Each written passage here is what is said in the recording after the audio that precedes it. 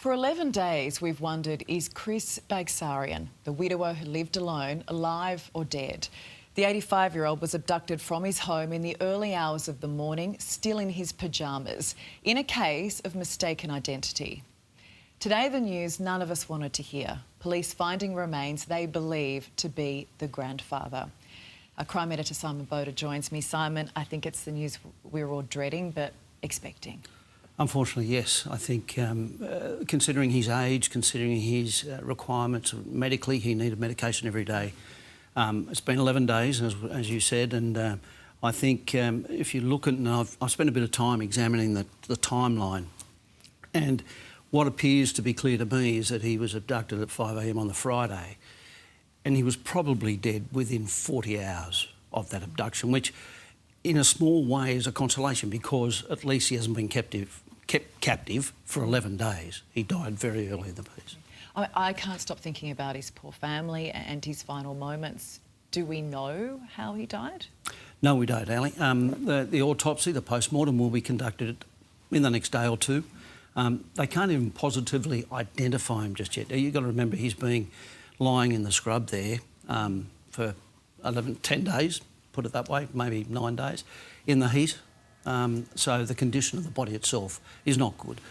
So obviously the autopsy will tell us a lot about how he died, whether or not he died from injuries inflicted during the kidnapping, or maybe it was, you know, his own heart just giving away. Where are detectives with it? Who did this? Well, it's really interesting if you look at what the police have told us about a Corolla, Toyota Corolla car that was used in the abduction. Now, the police have been able to establish that that was the car that Mr Baghsarian travelled in. They've also connected to the stronghold in Dural in Sydney's northwest, and it was found burnt out at Westmead 2 days later. What's really interesting is it appears that the kidnappers have made a massive mistake. They set fire to the car, expecting the car to be completely destroyed, but it wasn't completely destroyed. There's a carpet hanging out of the back. Now, that carpet comes from the stronghold. So the police are hoping that if they forensically, meticulously examine that carpet, it may give them clues to the kidnappers' identities as well. I mean, you're one of the few people who've actually seen the video the kidnappers sent. No doubt that's a critical element of the investigation. Absolutely. And regrettably, I have seen it, and it's terrible. You know, you look at... my mother's 85. You know, I can't imagine my mother being tied up and treated the way she was in that video, you know, and the way he was treated. It was brutal, and it wasn't necessary. He's an 85-year-old man. He was harmless. An innocent victim here too. You've got to remember that. And just one final question. I mean, as you say, like an innocent man abducted from his home because of the wrong address. We're all hoping that the police track down who was responsible.